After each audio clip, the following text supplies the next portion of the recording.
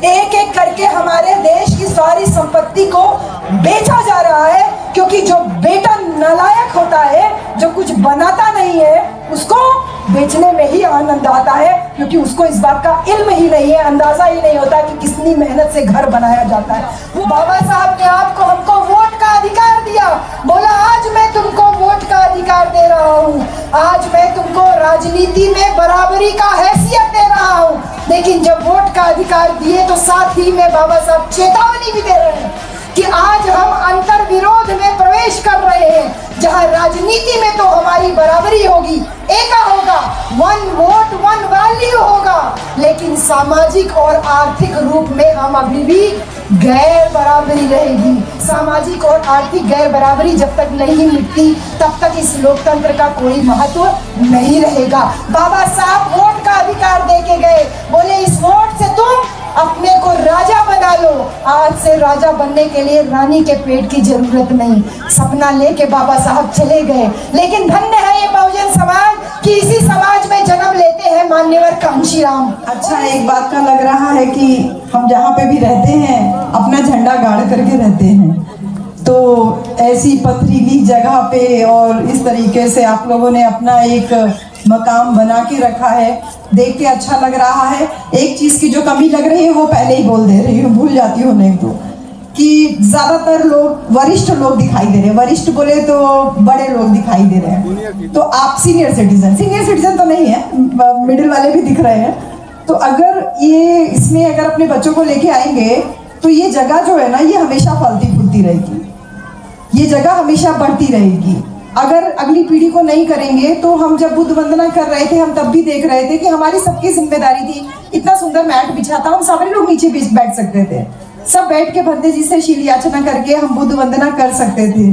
तो ये अगर हमारा धर्म हमारे आचरण में अगर आ जाएगा और हमारा बच्चा अगर इसमें रहेगा तो वो हमको देख के सीख लेगा। नहीं तो अगर हम कुर्सी पे बैठ के बुद्ध वंदना करेंगे तो हमारा बच्चा भी हमको देख करके कुर्सी पे बैठ के ही वंदना सीखेगा। तो एक बहुत छोटी सी चीज जो मुझे नजर आई, धम्म हमने आपसे सीखा है। बाबा साहब डॉक्टर अम्बेडकर की धम्म क्रांति यहाँ से निकल करके वहां तक गई। तो मैं ना राम परस्त हूँ ना रहीम परस्त हूँ, बुद्ध की धरती से आई हूँ, मैं बुद्ध परस्त हूँ, इंसान परस्त हूँ। तो इंसान को इंसानियत का संदेश जहाँ से शुरू हुआ वहां से निकल के आए वाराणसी की धरती से आप लोगों के बीच में। स्पेशल धन्यवाद दूंगी अपने भाई को जो हमको रात में इतना स्टेशन पे ले करके आए, रुकने का व्यवस्था किए, खिलाए पिलाए, अभी भी खाना ही खिलाने के लिए ले गए कि बहन जी आप पहले खा लो, क्योंकि यहाँ टाइम का नहीं कुछ रहता। तो इतना ध्यान रखने वाला भाई दूसरे प्रदेश में अगर मिले तो अपना जीवन तो हम धन्य ही मानते हैं। और आप सब लोग इतना स्नेह देते हैं, इतना सम्मान देते हैं, इसके लिए बहुत सारा धन्यवाद। आज यहाँ पर प्रभाकर जी यहाँ मौजूद हैं, प्रभाकर गजभिये जी। आप लोग इनको कितना सम्मान देते हो नहीं देते हो मुझे नहीं पता, लेकिन प्रभाकर गजभिये जी की बुक मैं रास्ते पर पढ़ते हुए आई। मैं इनका ही बुक रख के ट्रेन में लेके आई थी, और जब यहाँ तक आते आते मैंने सबसे पीछे वाला पन्ना पढ़ा तो पता चला प्रभाकर गजभिये जी गोंदिया के ही रहने वाले हैं। और मेरा सौभाग्य है कि आज वो मेरे सामने यहाँ पर बैठे हैं। तो सादा नमन है आपको प्रभाकर जी। तो आपकी बुक से 2-3 चीजें मैंने नोट की थी, मैं पढ़ना नहीं चाहती हूँ, लेकिन क्योंकि नोट किया था मैंने अपने लिए, आपको आज वो बातें जरूर आपकी बुक से है। बाबा साहब के जीवन में बहुत पतली सी बुक है, उस बुक को आप जरूर पढ़िएगा। वैसे तो मैं उसको अपने शब्द में बता सकती हूँ, लेकिन आपके शब्द हैं इसलिए मैं आपको वर्ड बाय वर्ड उसको पढ़ के बता रही हूँ। बाबा साहब डॉक्टर अंबेडकर की बात मैडम ने भी की, हम सब लोग करते हैं, हमेशा करते हैं। लेकिन बाबा साहब ने अपने जीवन में जिस चीज का सबसे ज्यादा विरोध किया था वो था नायक पूजा, व्यक्ति पूजा, यानी कि खुद की पूजा। हम लोग बाबा साहब को आज देवता बना करके पूजते हैं। अपने जीवन में जीते जी अपने 55वें जन्मदिन पे प्रभाकर जी ने अपनी पुस्तक में उसको कोट किया हुआ है। अपने 55वें जन्मदिन पे बाबा साहब इस बात को स्पष्ट रूप से लिख रहे हैं, विरोध कर रहे हैं, कह रहे हैं मुझे बिल्कुल भी पसंद नहीं है। बाबा साहब डॉक्टर अंबेडकर खुद के लिए कह रहे हैं मुझे बिल्कुल भी पसंद नहीं है कि मेरी इस तरीके से पूजा की जाए, मेरा इस तरीके से जन्मदिन इतने भव्य पैमाने पे मनाया जाए। मैं लोकतंत्र का कट्टर समर्थक हूँ, लोकतंत्र का समर्थक हूँ, यानी कि लोक का तंत्र यानी जनता का तंत्र, जहाँ पे जनता का राज होता है, मैं उसका समर्थक हूँ। तो ऐसे में मुझे विभूति यानी व्यक्ति पूजा कैसे अच्छी लग सकती है? लोकतंत्र का मतलब सब बराबर है। ऐसे में किसी व्यक्ति को आप देवता बना करके पूज रहे हो, मुझे ये कैसे पसंद हो सकता है? व्यक्ति पूजा प्रजातंत्र विरोधी है। ऐसा गजबिये जी पुस्तक में लिख रहे हैं बाबा साहब का स्टेटमेंट। कह रहे हैं नेता योग्य होने पर उसका गौरव होना चाहिए, उसका आदर होना चाहिए, उसका सम्मान होना चाहिए, लेकिन देवता की तरह पूजा करना मुझे नामंजूर है, यानी कि वो नहीं होना चाहिए। कितनी बड़ी बात बाबा साहब कह रहे हैं कि अगर ऐसा होता है तो नेता और फिर जो उसके फॉलोअर हैं, नेता और जो उसके भक्त लोग हैं, उनका धीरे धीरे करके पतन होता है। यानी आप किसी को सर पे बैठाएंगे इस लेवल तक कि आप उसको देवता बना के पूजने लगे, अपने सोचने समझने की सारी शक्तियां खत्म कर दें। ऐसे में थोड़े समय के बाद नेता का तो पतन होगा ही होगा, उसके फॉलोअर्स का भी पतन होगा। कितने समय पहले अपने 55वें जन्मदिन पे बाबा साहब इतनी बड़ी भविष्यवाणी करके जा रहे हैं। भविष्यवाणी नहीं बल्कि अपना स्टेटमेंट दे के जा रहे हैं, और इसके साथ ही साथ आपके और हमारे लिए जो बड़ा संदेश बाबा साहब ने दिया। हम सारे लोग बाबा साहब की जीवनी पे मैं नहीं जाऊंगी, लेकिन इतना जान लीजिए कि उनके संघर्षों का परिणाम है कि हम यहाँ तक पहुंचे। और उसी संघर्ष को ये हम लोगों ने एक जगह लिखा भी था, और हम लोग गांव-गांव की मीटिंग करते हैं लगातार, तो उनको भी ये बातें बताते हैं। और गजबिये जी ने अपनी पुस्तक में उस पूरे स्टेटमेंट को बाबा साहब के लिखा भी हुआ है कि बाबा साहब अपने लोगों को संदेश दे रहे हैं। एक ग्रीक कहानी है, एक तरीके से लोकोक्ति कह सकते हैं। उनकी कहानी है कि एक डिमेटर थी, एक महिला थी। वो अपनी बेटी को ढूंढते ढूंढते वो कैलियोस आती है, और वहां आकर के वो दाई का भेष धारण करके अपनी बेटी को खोजते हुए आती है। वहां की जो रानी होती है मेटानोरा, उसका बेटा होता है डेमोफेन। उस अपने बेटे की देखभाल के लिए उसको दाई समझ के उसको नौकरी पे रख लेती है। तो जो डिमेटर है वो क्या करती है कि दाई का पूरा काम करती है, सब उसको अच्छे से खिलाती पिलाती है, नहलाती धुलाती है। लेकिन जब रात होती थी तो रात को जब सब लोग सो जाते थे तो वो क्या करती थी, बच्चे को उठा लाती थी उसकी माँ के पास से, और उठा के एक कमरा बंद करके अंगारा जलाती थी। उस अंगारे के ऊपर उस बच्चे को पूरा ऊपर ऐसे चला चला के देखती थी। तो धीरे धीरे करके बच्चा जो है मजबूत होता जा रहा था। एक दिन क्या हुआ कि उस बच्चे की माँ की रात में नींद खुल जाती है। नींद खुलती है तो अपने बच्चे को ढूंढते हुए आती है, दरवाजा पीटती देखती है तो वो डिमेटर उसके बच्चे को अंगारों पे चला रही होती है। वो डर जाती है, मेरा बच्चा जल जाएगा, झुलस जाएगा, और वो बच्चे को उससे खींच लेती है, खींच करके लेके चली जाती है। यानी एक व्यक्ति को वो तपा के जला के वो एक महामानव बनाना चाहती थी, एक शक्तिशाली पुरुष बनाना चाहती थी, लेकिन माँ की ममता की वजह से वो एक शक्तिशाली पुरुष होने से वंचित रह गया। ये कहानी जब बाबा साहब सुना रहे हैं तो उस कहानी से आपको और हमको संदेश दे रहे हैं। क्या दे रहे हैं कि अंगारों से गुजरे बगैर आप महान व्यक्ति नहीं बन सकते। अंगारों से गुजरे बगैर कोई पुरुषत्व की प्राप्ति आप नहीं कर सकते। दलितों को कठिन परिश्रम और त्याग का अग्नि दिव्य पार करके जाना होगा, उससे गुजरना होगा, तभी आप महान व्यक्ति बन सकते हो। जब बाबा साहब कह रहे हैं कि आपको, ताली मत बजाइएगा, मैं वोट मांगने नहीं आई हूँ, मैं नेता बनने नहीं आई हूँ, ठीक है। मेरी बात को थोड़ा दिमाग में बैठाने की कोशिश करेंगे ना तो अच्छा लगेगा।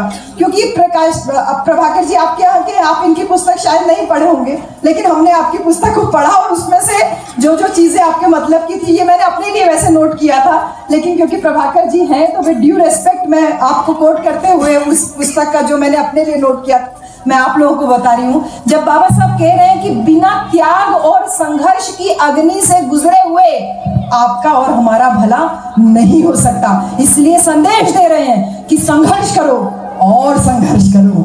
कह रहे हैं त्याग करो और त्याग करो, यानी केवल एक पीढ़ी के लिए नहीं, पीढ़ी दर पीढ़ी के लिए कह रहे हैं कि त्याग करो।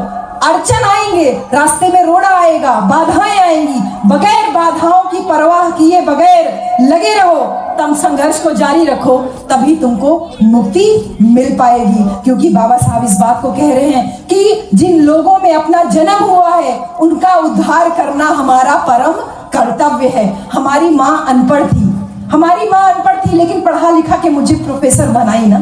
जिन लोगों में हमारा जन्म हुआ, हमारे को उनका उद्धार करना आवश्यक है। अब हम पढ़ लिख के प्रोफेसर हो गए, अगर वापस अपने गांव में नहीं जा रहे हैं तो मेरे पढ़े लिखे होने का कोई फायदा है?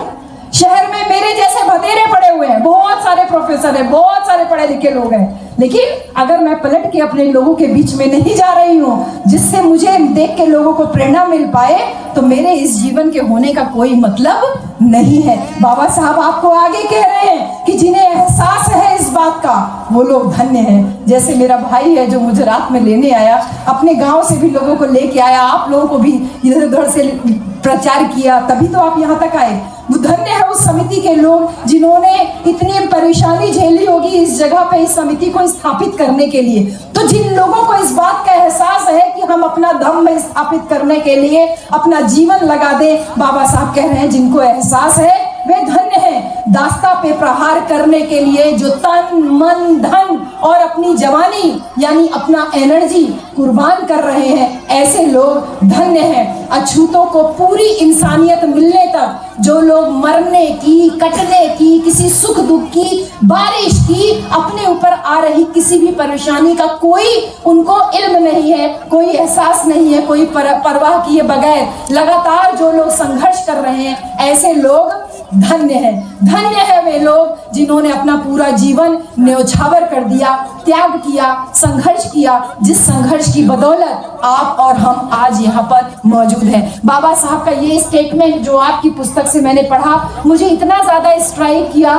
कि ये जो आज आप और हम इतने सुंदर कारपेट पे, इतना सुंदर सोफा पे, चेयर पे, आप लोग अच्छा अच्छा कपड़ा पहने हुए, हमको बहुत अच्छा दाल भात खाने को मिला, सब्जी खाने को मिला, रोटी खाने को मिला, ये जो अच्छा भोजन गरम गरम खाने को मिल रहा है। हम अपने घर में तो नल का भी पानी पी लेते हैं, लेकिन यहाँ आए मेरा भाई कल से मुझे बिस्लेरी पिला पिला करके मुझे बार बार बाबा साहब को याद दिला रहा है कि कभी हमको ये नाले का पानी पीने का इजाजत नहीं था, आज हमको बिस्लेरी बिस्लेरी बिस्लेरी ही पानी पी रहे, बार बार दिमाग में डाल रहा है वही बाबा साहब का स्टेटमेंट कि बगैर त्याग किए, बगैर बलिदान दिए तुम इंसान को इंसान की हैसियत तक नहीं ले आ पाओगे, अपने भाई बंधुओं को इस हैसियत तक नहीं ले आ पाओगे। इसलिए मेरे प्यारे भाइयों, मेरी प्यारी बहनों, इस बात का ध्यान रहे कि किसका त्याग था, संघर्ष था। केवल बाबा साहब की बात नहीं करूंगी मैं उस त्याग की बात करूंगी कि किसके त्याग और संघर्ष की वजह से बाबा साहब बन पाए, किसके त्याग और संघर्ष की वजह से ये सारे महापुरुष को हमने फूल माला चढ़ाई, इनका हम स्वागत कर पाए, इनको हम महान बना पाए। पहला त्याग अगर दिमाग में आता है तो वो आता है तथागत गौतम बुद्ध का। तथागत गौतम बुद्ध ने अगर अपना परिवार नहीं त्यागा होता, भाई देखिए बुद्ध की तुलना कभी वर्तमान लोगों से मत करिएगा कि जो अपनी बीवी को छोड़ दे वो ऊंचा महान व्यक्ति बन सकता है।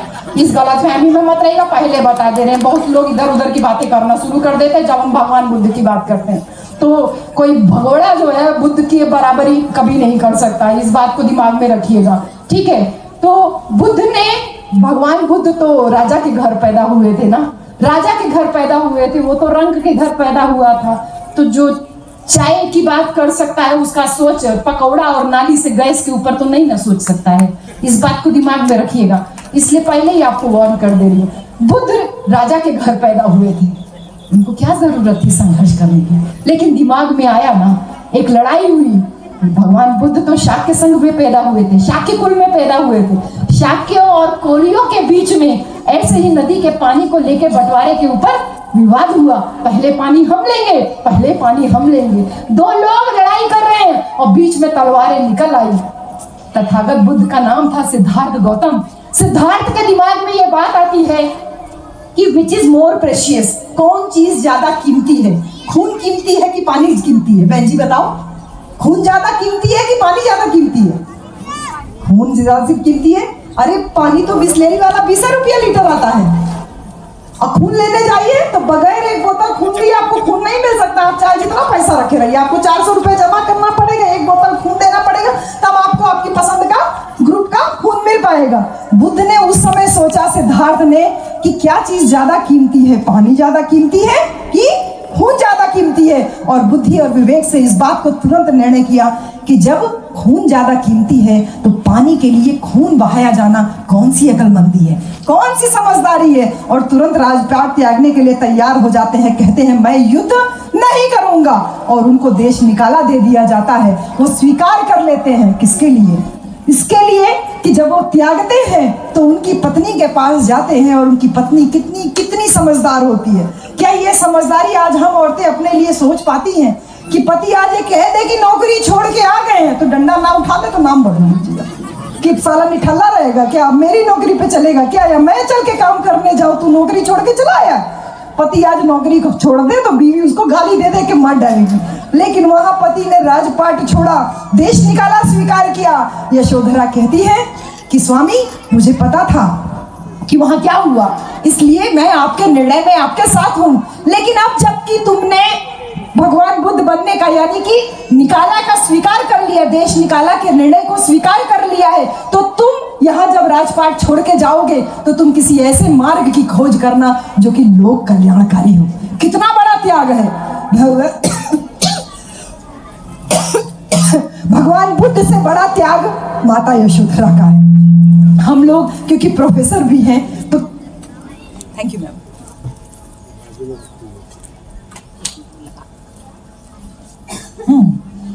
अब जरूरत नहीं पड़ेगी, वो एक्चुअली खाना खा के आए ना, पानी नहीं पिया। भगवान बुद्ध से बड़ा त्याग मैं माता यशोधरा का मानती हूँ कि अगर यशोधरा ने उनको अनुमति नहीं दी होती तो बुद्ध कभी बुद्ध नहीं बन पाते। यशोधरा कह रही है कि अब जबकि तुमने देश छोड़ने का फैसला कर लिया है, गृह त्याग का फैसला कर लिया है, तो तुम किसी ऐसे मार्ग की खोज करके आना जो कि लोक कल्याणकारी हो, यानी लोगों के कल्याण के लिए हो।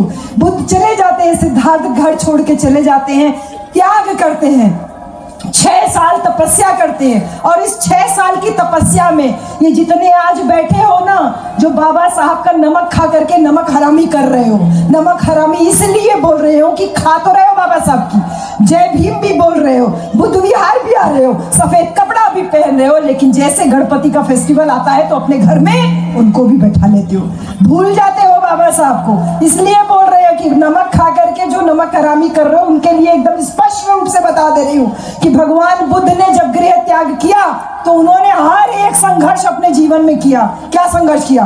भूखे भी रहे, लोग भूखा रह करके निर्वाण की प्राप्ति कर रहे थे, भगवान को खोज रहे थे, उस सत्य को खोज रहे थे। वो भूखे रह के देखे, भूखे रह के देखे तो शरीर एकदम लकड़ी जैसा हो गया, सूख के कांटा हो गया, स्केलेटन केवल रह गया, मूर्छा खा के गिर गए, पानी बरसा, होश आया, बोले ऐसे ज्ञान से क्या फायदा कि मैं भूखा रहूं, ज्ञान मिले तो उस ज्ञान को बताने के लिए मैं जिंदा ही ना रहूं। बोले आज से मैं खा करके मैं तब जो है तपस्या करूंगा। तो पहला तो सिद्धार्थ बुद्ध ने पहले ही दे दिया कि भूखा रहने से कोई भी भला तुम्हारा नहीं होने वाला है। तो कोई भी देवताओं के नाम पे अगर आपको भूखा रहने के लिए कहता है तो बुद्ध का प्रथम सिद्धांत कि भूखा रहने से, लंबी जटा रखने से, डुबकी लगाने से, पानी में डुबकी लगा करके रखने से आपको कोई ज्ञान की प्राप्ति नहीं होती है। संत कबीर कहते हैं मलमल धोए शरीर को अधोए न मल का मैल,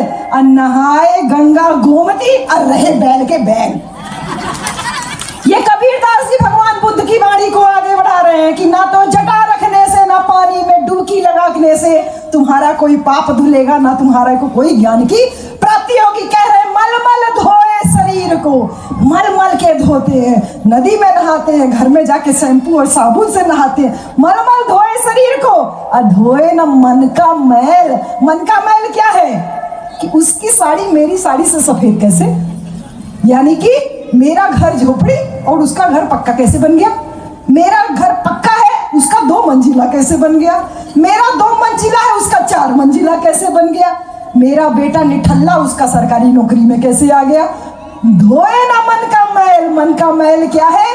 राग, द्वेष, तृष्णा, ईर्ष्या, जो जलन है, जो घृणा है, जो लोभ है, मोह है, ये मन के मैल को धोए ना मन का मैल, और नहाए गंगा गोमती रहे बैल के बैल। ये संत कबीर बुद्ध की वाणी को आगे बढ़ा रहे हैं। जब सिद्धार्थ गौतम 6 साल तपस्या करते हैं, भूखे रह करके, पानी में डुबकी लगा करके, एक चावल का दाना खा के महीनों रह करके, बेहोश हो करके, होश आ करके, तब उन्होंने इस सिद्धांत को दिया कि भूखे रह करके और नहा करके कोई भी ज्ञान की प्राप्ति नहीं की जा सकती। और जिस दिन उनको ज्ञान की प्राप्ति हुई, जब उनको ज्ञान की प्राप्ति हुई तो वो क्या ज्ञान था, वो कौन सा ज्ञान था, मुझे आप लोगों को ये बताने की जरूरत नहीं, लेकिन वो छोटी सी बात जो शायद दिमाग में नहीं आती है कि जैसे मौसम थोड़ा गर्म हो गया है ना बहन जी, तो बिना स्वेटर के भी अच्छा लग रहा है, और शाम को जब थोड़ी ठंडी होती है तो हल्का सा शाल या हल्का सा एक स्वेटर पहन लीजिए तो अच्छा लगता है। अब हम बोल रहे हैं तो हमको गर्मी आने लगी तो पसीना आने लगा।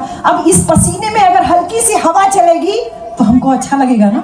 जैसे हल्की हल्की धूप भी हो रही है, छांव भी है और हवा भी हल्की हल्की चल रही है, हमको अच्छा लग रहा है। बुद्ध को जो ज्ञान की प्राप्ति हुई थी वो यही ज्ञान था कि वो भरी गुफा के अंदर बैठे थे, पसीने से तरबतर थे, और अचानक से गुफा में हवा का झोंका आता है। जब झोंका आता है तो उनके सारे रोंगटे जो है वो खड़े हो जाते हैं, क्योंकि ठंडी लगती है ना। हवा ठंडी ठंडी जब शरीर को छूती है तो उनको आनंद की अनुभूति होती है। यही आनंद की अनुभूति बुद्ध के ज्ञान का तत्व है कि मेरे को अच्छा लगा, मुझे अच्छा लगा जब गर्म शरीर को हवा ने छुआ, यानी कि गर्मी में हल्की सी हवा आई तो मुझे अच्छा लगा। और उसी समय बुद्ध को ये ज्ञान मिलता है और वो कहते हैं मनो पुंबंगमा धम्मा मनो सेठा मनोमया। धम्म पद की पहली गाथा जो है वो यही है कि इसी मन से हमको अच्छा लगा ना, कि इस गर्मी में अगर हल्की सी हवा चल गई तो हमको अच्छा लगा, और इस सर्दी में हल्की सी धूप हो गई तो हमको अच्छा लगा। इस गर्मी में सूरज अगर और तेज चमके तो हमको खराब लगने लगेगा। यानी मनो पुंबंगमा धम्मा मनो सेठा मनोमया। मन ही सारी बातों का प्रधान है, मन ही सारी बातों का अगुआ है। सारी बातें मन से शुरू होती है और मन से ही आके खत्म होती है। उसकी साड़ी मेरी साड़ी से सफेद कैसे? अरे वो रिंग इस्तेमाल करती है, हम घड़ी इस्तेमाल करते हैं, उसकी साड़ी तो सफेद होगी।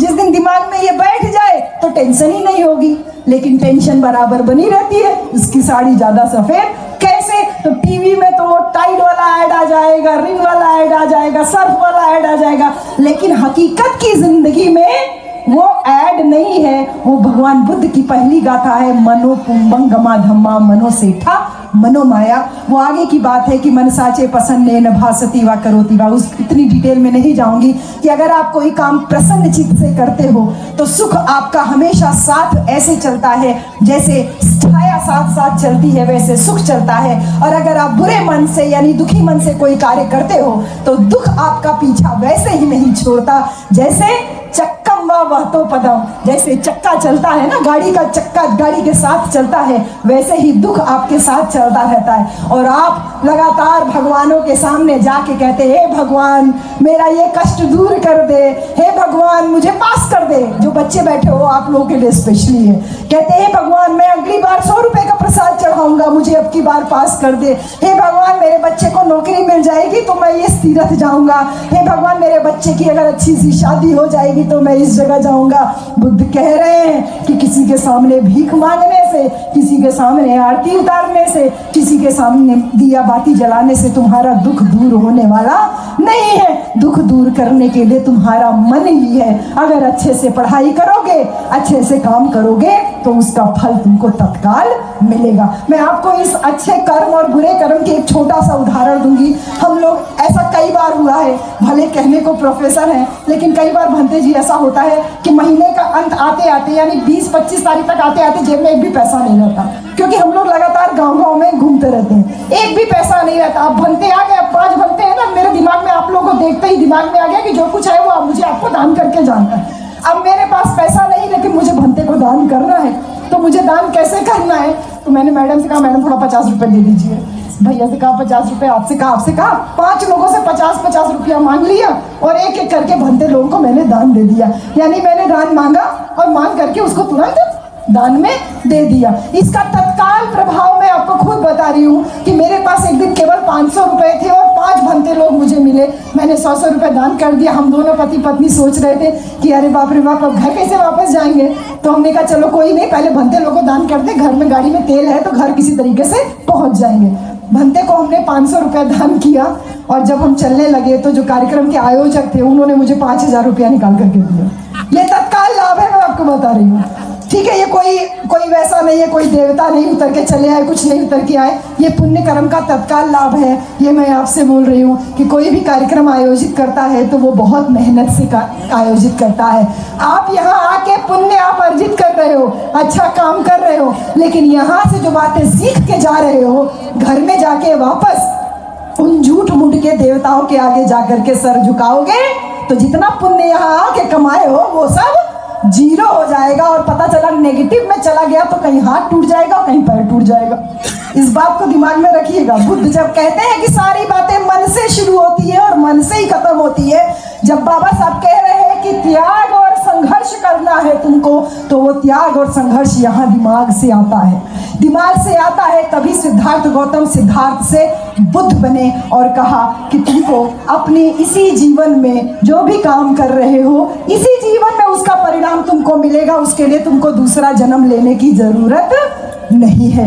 बुद्ध ने कलाम सूत्र में 10 बातें कही है, उतना डिटेल फिर नहीं जाऊंगी बार बार, क्योंकि मुझे बहुत सारी बातें आप लोगों से करनी है, खाली बुद्ध की ही नहीं, बहुत सारी बातें करनी है। हम धरती से तो यूपी की आए और यूपी में सारनाथ है, श्रावस्ती है, कुशीनगर है, जहाँ बुद्ध को ज्ञान मिला वो बनारस से केवल 250 किलोमीटर दूर है बोध गया, तो सब नज़दीक, वहाँ से उतना सब जगहों से का ज्ञान लेकर के आई हूँ। ले तो थोड़ी थोड़ी बातें और भी हम लोग करना चाहेंगे। बुद्ध ने कहा कि किसी बात को इसलिए मत मानो कि किसी सदियों से परंपरा चली आ रही है। जैसे सास बहू को जैसे घर में आती है तो तुरंत वो एक पूरा सूची बनाए रखती है कि तुझे ये करना है, तुझे ये नहीं करना है, तुझे दांत निकाल के ही करके हंसना नहीं है, तुझे इतना लंबा घूंघट करना है। यहाँ घूंघट होता है कि नहीं मैं नहीं जानती, लेकिन हमारी तरफ बहुत घूंघट होता है, तो पूरा इतना घूंघट करना है, इसका पाँव छूना है, इसका नहीं छूना है, ये करना है, ये करना है। धीरे धीरे बहुएं पढ़ी लिखी आने लगी।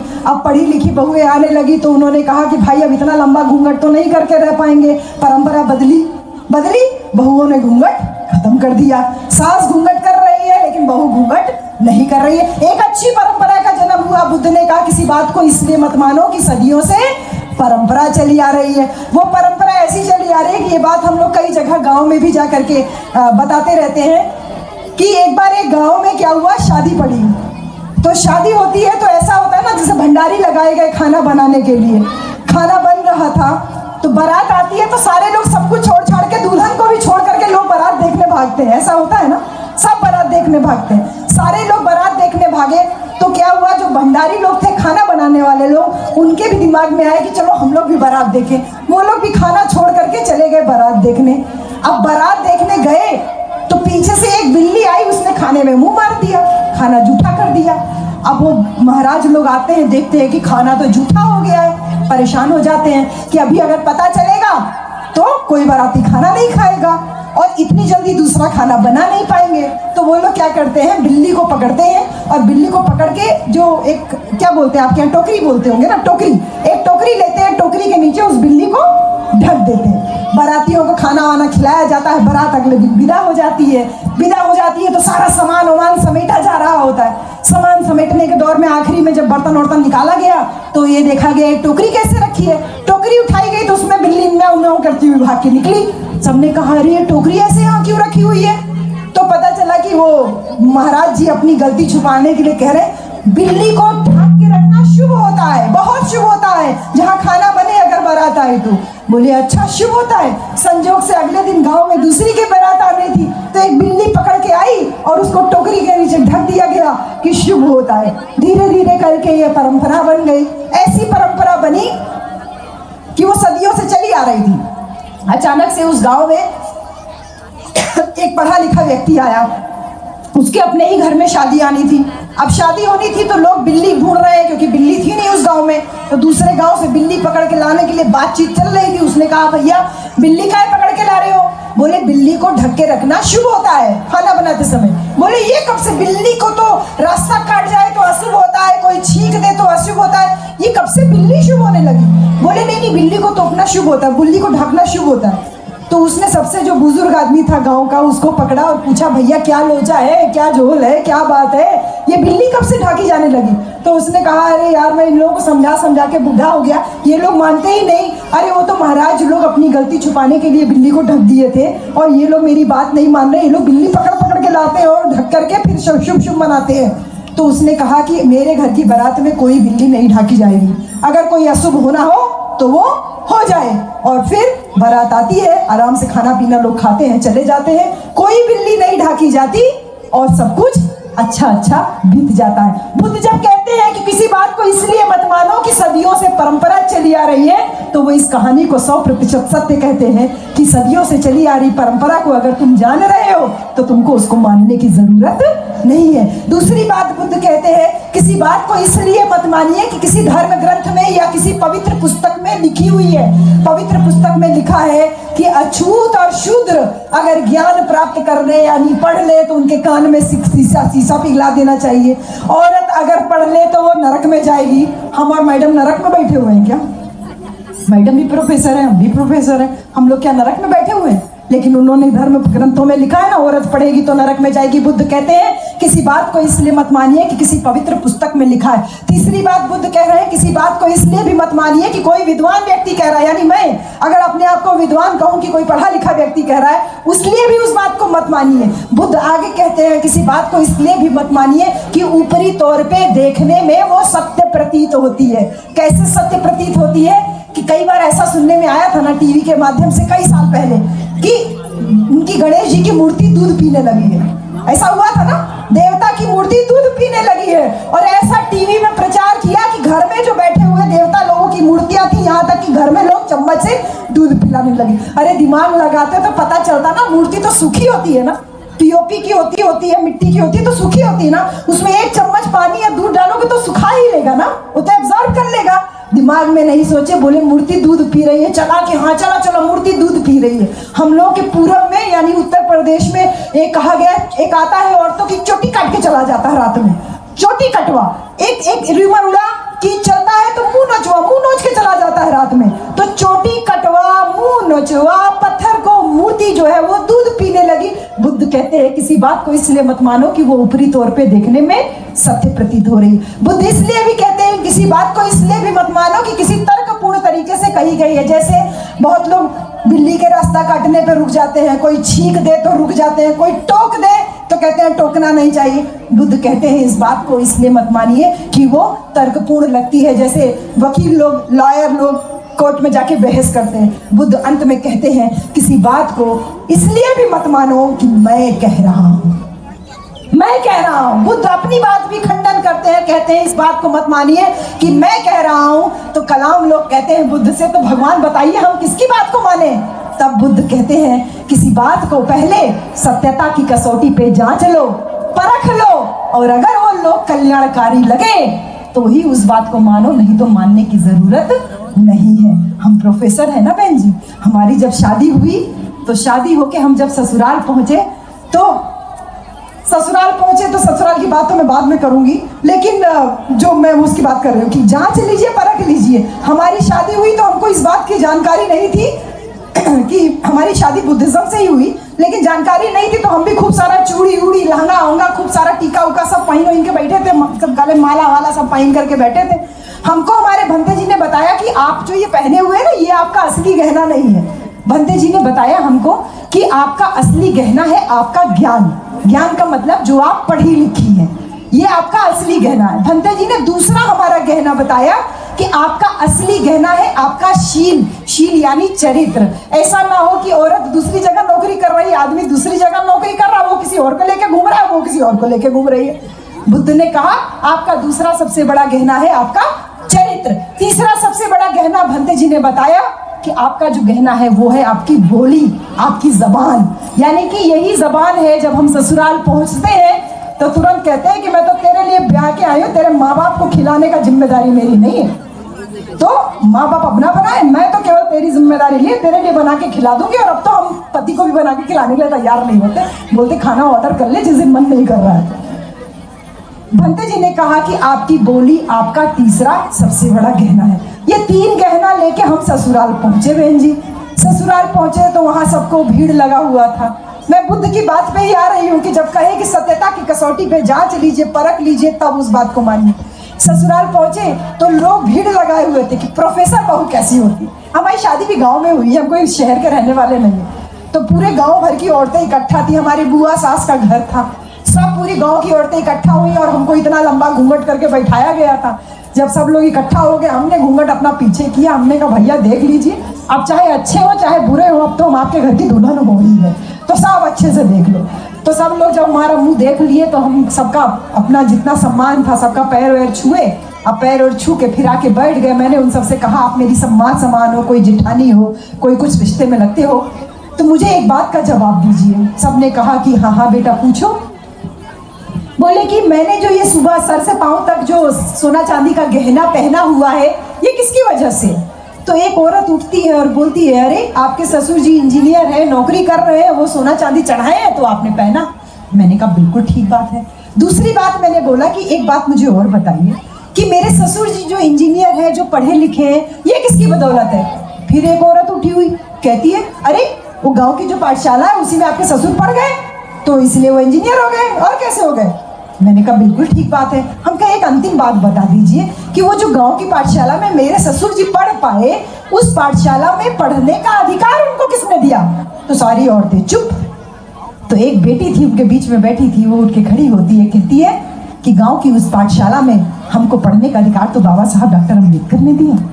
तब मैंने उन सारी औरतों से कहा कि ये बताइए जब मेरे ससुर को पढ़ने का अधिकार मेरे बाबा साहब ने दिया तो ये जो सर से पांव तक सोना चांदी का गहना मैंने पहना हुआ है ये मेरे बाबा साहब की बदौलत है, मेरे ससुर की बदौलत तो नहीं है ना? तो उन्होंने कहा हाँ दुल्हन तुम तो बिल्कुल सही कह रही हो। हम क्या जब ये पढ़ाई लिखाई बाबा साहब की वजह से, नौकरी बाबा साहब की वजह से, जिस पक्के मकान के नीचे हम बैठे हैं ये बाबा साहब की वजह से, तो मेरे पीछे जो है ना निरंकारी बाबा का फोटो लगा हुआ था। मैंने कहा तो ये किस बाबा का फोटो आपने पीछे टांग रखा है? कोई सत्संगी बाबा का फोटो टांगा हुआ था। बोले हम लोग तो इन्हीं को मानते हैं। हम क्या बस एक चीज बता दो कि जो इस बाबा ने आपके लिए किया हो। मेरे बाबा साहब ने तो आपको सब अधिकार बताए ना, खाने का अधिकार दिया, पीने का अधिकार दिया, पढ़ने का अधिकार दिया, मान सम्मान का अधिकार दिया, जो सबसे बड़ा अधिकार था कि गांव देहात में आज हम लोगों को कोई ऊंची जाति का आ जाता है तो कुर्सी और चेयर छोड़ के खड़ा नहीं होते ना, कुर्सी चारपाई छोड़ के पहले खड़ा हो जाते थे ना कि वो बड़ा आदमी है, बड़ी जात का है, तो खड़े हो जाते थे। चप्पल उनके सामने पहन के नहीं जाते थे, लेकिन आज चप्पल जूता सब पहन के बैठते हैं। हमने कहा ये अधिकार तो बाबा साहब ने दिया है। जिस बाबा का फोटो लगाया बताओ इसने तुमको क्या दिया?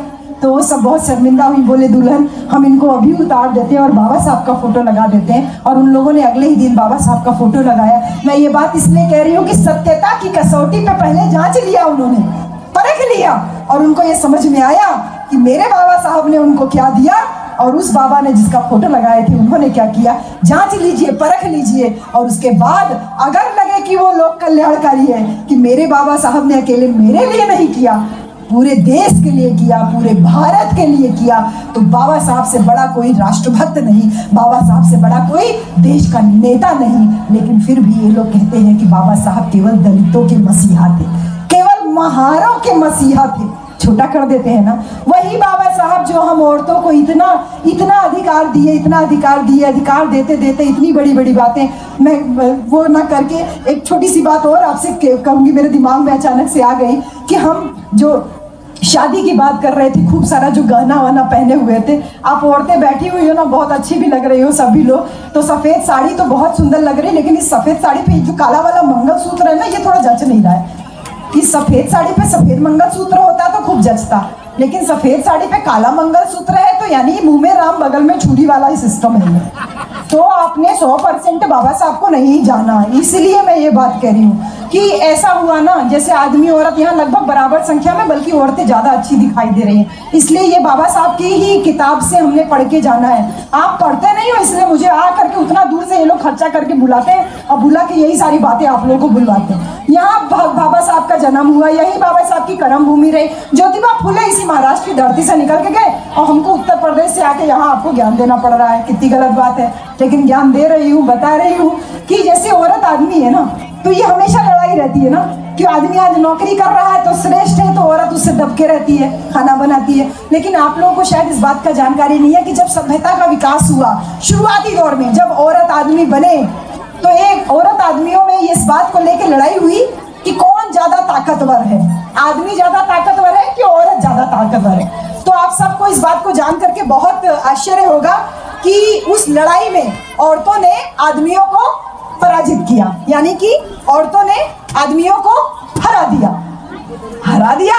तो बोले कि औरत ज्यादा ताकतवर है, तो बोले तुम लोग ताकतवर कम हो, चलो तुम लोग बाहर का काम करोगे, चलो जाओ लकड़ी वकड़ी काट के लाओ, काम धंधा करो और हम लोग घर में रहेंगे महारानी बन के। तो अपना छप्पर ऊपर लगा के अपना कच्चा पक्का मकान बना के घर में बकरी पालते थे, मुर्गी पालते थे, आराम से घर में महारानी में खाना वाना बनाएंगे और कुछ काम हम नहीं करेंगे, जाओ बाहर धूप में काम करना है वो तुम करो। तो पहली लड़ाई जो हुई औरत आदमी के बीच में, जिसमें आदमी हारा तो आदमी बाहर निकाल के कर दिया गया कि काम करो। तो आज आप आदमी लोग जो बाहर काम कर पा रहे हो ना, ये हमारी वजह से, क्योंकि हमने आपको बाहर ठेला था, बाहर ढकेला था कि जाके काम कर दिया। और आज हम जो घर में रह रहे हैं ये हम अपनी मर्जी से रह रहे हैं, बाबा साहब लिख रहे हैं, मैं अपनी बात नहीं कर रही हूँ। और हम जो घर में रह रहे हैं ये हम अपनी मर्जी से रह रहे हैं कि हम आराम से घर में रहेंगे, अपना खाना वाना बनाएंगे और छोटा मोटा काम जो घर का वो करेंगे। तो औरत आदमी साथ रहने लगे तो उनके बच्चे होने लगे, तो बोले बच्चे भी हमारे नाम से जाने जाएंगे। तो वो बच्चे भी हम औरतों के नाम से जाने जाते थे, आदमियों का नाम उसमें नहीं था। तो क्या नाम भैया आपका? तरुण भैया को गुस्सा आया एक दिन, तरुण मेश्राम भैया ने गुट बनाया, तरुण जी, प्रभाकर जी, ये सारे आदमियों ने गुट बनाया। बोले यार हम लोग इतना मेहनत करते हैं, इतना बाहर काम करते हैं, ये औरतें घर में रहती हैं, कुछ काम धाम भी नहीं करती, ये जो बच्चे हैं ये बच्चों को भी अपना ही नाम देती है, हमारा तो कोई महत्व ही नहीं है। तो तरुण भैया ने कहा कि चलो भैया थोड़ा औरतों से फिर से लड़ाई की जाए। बोले नहीं, एक ही बार गिरा के मारी थी, दोबारा नहीं लड़ाई करनी है। तो तरुण भैया की बात कट गई, समय ऐसे बीतता रहा। फिर एक दिन तरुण भैया के दिमाग में आया कि नहीं चलो लड़ाई किया जाए। तो तरुण भैया ने क्या किया, गुट बनाया। तरुण जी, प्रभाकर जी और ये 3-4 भाई लोग जो है ना, इन लोगों ने कहा कि चलो अब की बार औरतों को सामूहिक रूप से दबाया जाए। तो एक औरत एक आदमी को पराजित कर सकती है, 2 आदमी को पराजित कर सकती है, लेकिन 3 आदमी 4 आदमी एक औरत को पकड़ेंगे तो वो तो खुद ही पराजित हो जाएगी ना। तो वो दोबारा जो युद्ध हुआ उसमें एक आदमियों ने 4 आदमियों ने एक औरत को घेरेबंदी करके पराजित किया। औरत इस बार हार गई, आदमी इस बार जीता। लेकिन इतना डर था तरुण जी के दिमाग में कि मैडम कहीं छुट्टी तो फिर से मारेंगी जरूर। तो तरुण भैया ने डर के मारे क्या किया, औरतों की कमर में रस्सी लगाई। रस्सी क्या थी, वो सीकड़ बोलते हैं इसको, क्या बोलते हैं, चेन बोलते हैं। बड़ा सा मोटा सा जंजीर लगाया और लगा के उसको खूंटे में बांध दिया। हाथ में लगाया, खूंटे में बांध दिया, गले में लगाया, खूंटे में बांध दिया, नाक में छेदा, खूंटे में डाल दिया, कान में छेदा, खूंटे में डाल दिया, पैर में छेदा, खूंटे में डाल दिया। ऐसे करके पूरा चेन लगा के जैसे पशु को बांधते हैं वैसे औरतों को बांध दिया। खाना वाना बनाना होता था तो चेन में थोड़ा ढीले कर देते थे। धीरे धीरे समय बीता। हम औरतों ने कहा तरुण भैया से कि भैया जब आपको पराजित किए थे तो आपके ऊपर तो इतना अत्याचार नहीं किए थे, लेकिन आप पराजित हमको किए तो हमारे को इतना चेन में बांध के रखे हो, बहुत दुखता है। तो धीरे धीरे करके वो चेन कम होती गई। जो कमर वाली चेन थी वो करधनी में आ गई, जो हाथ वाली चेन थी वो चूड़ी में आ गई, जो उंगली वाली चेन थी वो अंगूठी में आ गई, जो गले वाली चेन थी वो माला में, हार में और चेन में आ गई। वो कान वाला सुंदर सुंदर झुमका में आ गया, नाक वाला सुंदर सुंदर नथुनी में आ गया, पैर वाला पायल में आ गया, पैर की उंगली वाला बिछुआ में आ गया। यही वजह है बहन जी कि जब शादी होती है वो धीरे धीरे जो करके ना, पहले लोहा से पीतल पे आया, पीतल से चांदी पे आया, चांदी से वो सोना पे आया। और यही वजह है कि जब शादी होती है तो ये सारा सामान दूल्हे की तरफ से आता है ना, दूल्हे की तरफ से आता है ना, लड़के की तरफ से ये सारा सामान दूल्हे की तरफ से आता है। वो कहता है मैं तुझको बंदी बनाने का पूरा सामान लेके आया हूँ। और हम औरतें सोचती हैं कि मेरी ससुराल से बढ़िया बढ़िया गहना आया हुआ है, और हम सब उसको पहन के बड़ा खुश होती है। और अकेली एक औरत को ब्याहने के लिए, 100 आदमी बैंड बाजा बारात लेके जाते हैं ना, क्योंकि इनके मन में आज तक वो डर बैठा हुआ है कि वो अकेली है, कहीं अकेले पा गई तो कहीं फिर से न गिरा के मारे। इसलिए 100 आदमी कम से कम बाराती बैंड बाजा लेके जाते हो, क्योंकि आज भी वो मन का डर कायम है। नहीं तो इसके अलावा बारात का और क्या कॉन्सेप्ट है बताओ? नागिन बना के डांस करते हो, बीन बजा करके, लोट लोट के, दारू पी पी करके लोट लोट के डांस करते हो। उसके बाद शादी तो दूल्हा दुल्हन की होती है ना, उनके माँ बाप की साथ में बैठ के होती है। बाकी बाराती तो खाली नाचते गाते हैं नागिन बन के, और उसके बाद बस में बैठते हैं, वापस आ जाते हैं। यही तो करते हो, खाते पीते हो, चले आते हो। इसके अलावा और क्या करते हो बताओ? तो वो डर जो था, ये बाबा साहब डॉक्टर अंबेडकर लिख के जा रहे हैं कि उस डर को, भय को आज तक आदमियों ने अपने दिमाग में बैठा के रखा है। एक एक औरत को ब्याहने 100 आदमी लेकर के जाते हैं, और वही जो गहना जिसको हम गहना समझती हैं, वो गहना एक्चुअली में हमारा गहना नहीं है। हमको जिस दिन इस बात का बोध हुआ, हमने बाबा साहब डॉक्टर अंबेडकर को पढ़ा, उस दिन मैंने वो सारे गहने निकाल दिए, और जो गहने मेरे भंते ने मुझे बताए थे वो सारा गहना मैंने पहन लिया। तो क्या मैं सुंदर नहीं लग रही हूँ बहन जी? मैं सुंदर नहीं लग रही हूँ? मैंने चेन नहीं पहना, मैंने मंगलसूत्र नहीं पहना, मैंने इसीलिए मोजे उतार दिए कि देख लो मैंने बिछुए भी नहीं पहने हुए हैं। हाँ, तो मैंने बिछुआ भी नहीं पहना, लेकिन मेरा पति एकदम सही सलामत है। पति थोड़ा उधर करिए। देखिए, अरे वो आपको जगीम कर रहे हैं। तो एकदम सही सलामत है ना बहन जी? मैंने इसके नाम का कभी सिंदूर नहीं लगाया, इनके नाम पे एक भी दिन कभी व्रत नहीं किया। टिकट कट जाना चाहिए था, टिकट कट जाना चाहिए था, लेकिन एकदम सही सलामत है। और मेरा पति आपके पति से ज्यादा स्मार्ट है ना? है ना? आपके पति से ज्यादा स्मार्ट है, क्योंकि मेरा पति भंते जी को फॉलो करता। अभी भंते जी बोल रहे थे, बोलते बोलते टाइम की वजह से आपने खत्म कर दिया। सुरा मेरा मज्जप मादठा ना वेरमणि। भंते जी ने कहा कि नशा नहीं करना। मेरा पति गुटखा नहीं खाता, मेरा पति तम्बाकू नहीं खाता, मसाला नहीं खाता, दारू नहीं पीता, गाली नहीं देता। तो मेरा पति ज्यादा स्मार्ट है ना? मेरा पति दो गला नहीं है। दो गला बोले तो मुंह में राम बगल में छुरी वाला नहीं है, कि खा तो रहे हैं बाबा साहब की और बजा रहे हैं झूठ मूठ के देवता की। मेरा पति हार्डकोर बाबा साहब को मानता है, भगवान बुद्ध को मानता है। इसीलिए जब मैंने गहना छोड़ा तो सबसे ज्यादा स्वागत मेरे पति ने किया कि ये तुमने बहुत अच्छा निर्णय लिया है कि तुम कोई गहना नहीं पहनोगी, मैं इसमें 100% तुम्हारे साथ में हूँ। तो मेरा पति ज्यादा स्मार्ट है ना? मेरा पति बाबा साहब को फॉलो करता है। आप महाराष्ट्र के होकर के फॉलो नहीं करते, मेरा पति यूपी में रह के भगवान बुद्ध को फॉलो करता है। तो बाबा साहब की बात यही है कि बिना त्याग किए, उस संघर्ष किए, हमने इस बात को अपने जीवन में पहले उतारा बहन जी। और मैं इसीलिए आपसे पूछ रही हूँ कि क्या मैं बिना गहने के सुंदर नहीं लगती? पति, हमारी सुंदरता हमारे पति से है ना? ये अच्छे से है, अब इसकी पूजा करो, इसकी आरती उतारो, इसके नाम पे व्रत करो, और ये दारू पी पी के सुसाइड करने पे लगे हुए, कोई फायदा? करती है ना आदमियों के नाम पे व्रत। अब तो बीमारी यहाँ तक पहुंचाई है ना। वो आदमी के उम्र का टॉपअप होता है ना बहन जी, जैसे मोबाइल का महीने का टॉपअप होता है, वैसे आदमियों की उम्र का साल भर का टॉपअप होता है ना? इधर भी होता है ना? टीवी देख करके इधर भी चालू हो गया है ना? एक दिन व्रत करिए, पति की लंबी आयु होगी, होता है? एक दिन व्रत करो, बेटे की लंबी आयु होगी, हो गया ना?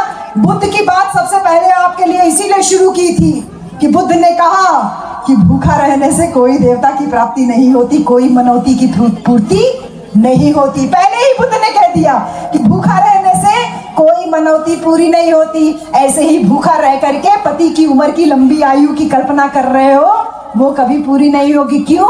क्योंकि पति तो दारू पी के सुसाइड करने पे लगा हुआ है। तो उसके लिए व्रत करके क्या करोगी बहन जी? गलत कह रही हो तो बोलना। मेरी भाभी बहुत बड़ी वाली पुजारी थी, बहुत व्रत करती थी, बहुत समझाती थी, लेकिन मानती नहीं थी बिल्कुल। वो जो उम्र वाला टॉपअप है ना, वही वाला। बहुत व्रत रखती थी भैया के नाम। 28 साल उनकी शादी को हो गया। 2-3 साल पहले बोली कि दीदी आप कह रही हो अब से तो मैं नहीं रखूंगी व्रत। तो सुबह सुबह वही करवा चौथ वाला जो व्रत होता है, उस दिन उठ के रोटी सब्जी खाने लगी। तो बेटा उनका सयाना हो गया है। बेटा ने देखा माँ खाना खा रही, गया भैया को शिकायत करे, डैडी डैडी आज मम्मी खाना नहीं खाए, मम्मी व्रत नहीं रखी है, मम्मी खाना खा रही है। भैया को गुस्सा आया, इसलिए क्योंकि साल में यही तो एक दिन था जिस दिन भाभी भैया का पैर छूती थी। अब आज पैर भी नहीं छुएगी, आरती भी नहीं उतारेगी, तो टेंशन होगी ना। तो बेचारी परेशान, भैया बेचारे परेशान आए, देखे भाभी खा रही थी, कुछ बोले नहीं, अपना मोटरसाइकिल उठाए चले गए बाहर। शाम को गुस्सा थोड़ा कम हुआ होगा, घर वापस आए। ऐसा संजोग था कि भाभी सुबह का खाई थी, थोड़ा भूख लग गई थी, तो रोटी तोड़ के ऐसे खा रही है, तब तक भैया घर के अंदर ऐसे आ देख रहे हैं मेरी बीवी आज अभी तक खा रही है, सुबह भी खा रही थी, अभी भी खा रही। गुस्सा जो कम हुआ था, गुस्सा फिर से चढ़ गया। जो अपना गए, दरवाजा बंद कर लिए और गुस्से में जाकर के सो गए। भाभी भी कुछ नहीं बोली। आदमी का कौन भरोसा, ज्यादा गुस्सा कर ले अभी जूता चप्पल चालू हो जाए, गाली गलौज चालू हो जाए। सुबह हुई, भाभी गई भैया को जगाने, बड़े प्यार से कहती है अरे जी जरा उठिए। भैया झिड़क दिए, सोने दे। भाभी फिर कहती है अरे जब भाई जब थोड़ा उठ जाइए। भैया ने सोने दे। फिर कह रहे अरे जी थोड़ा रात में भी नहीं खाए हुए हो, कुछ खा लो फिर आराम से सो। भैया कहते अभी एक झापड़ मारूंगा दिमाग ठीक हो जाएगा। क्या आराम, सोने दे सोने दे, सोने नहीं दे रही है। भाभी बैठी थी, उठ के खड़ी हो गई, कहने लगी आराम से सो, मैं तो चेक कर रही थी, कल व्रत नहीं रखी थी, जिंदा हो मर तो नहीं गए, कोई टेंशन नाही, आराम से सो. मंडळी नदीच्या पात्रामध्ये उतरलेली आहे. दगडाच्या खाली कृपा करून उतरू नका, धोक्याची जागा आहे, ते बरेच मृत्यू झालेले आहे. पाण्याखाली उतरू नका, त्या ठिकाणी खोल दरी आहे. पाय घसरला तर तुमचं काहीतरी वाईट होऊन जाईल, अशी अवस्था होऊ नये आणि म्हणून तुम्ही कोणीही पाण्यामध्ये उतरू नका. तो भैया कहने लगे अरे जा थोड़ा खाना पानी ले. भाभी ने कहा नहीं 2 दिन सो, तुम 3 दिन सो, 4 दिन सो, टेंशन नहीं है, इतना तो पता चल गया कि अब तुम मरोगे नहीं. तो बेचारे हाथ पैर जोड़े, राजीनामा हुआ, खाना पानी आया, दोनों लोग खाए पिए, क्योंकि उनके मन से और उनके मन से डर और वहम दूर हो गया कि हमारे भूखा प्यासा रहने से इनकी उम्र लंबी होने वाली नहीं है. ये सारे वचन भगवान बुद्ध हमको पहले ही समझा के गए कि सदियों से परंपरा अगर चली आ रही है तो उस परंपरा को आपको पहले जांच लेना है, परख लेना है, तभी उसको मानना है. अगर परंपरा चली आ रही है मंगलसूत्र पहनने की बहन जी, तो ये मंगलसूत्र भंते जी से पूछते तो भंते जी आपको मंगलसूत्र का पाठ देते. तो आपने सफेद सुंदर वस्त्र पहना है, बहुत सुंदर लग रही है, सफेद ब्लाउज पहना है, बहुत सुंदर लग रही है, सफेद चूड़ी भी पहनी है, बहुत सुंदर लग रही है, लेकिन इसके ऊपर अगर सफेद मोतियों का माला या फिर सोने का या चांदी का आपने लॉकेट पहना होता या माला पहने होती तो उस पे 4 चांद लगा देती. लेकिन उसके साथ में ये काले रंग के माले में गुथा हुआ मोती था.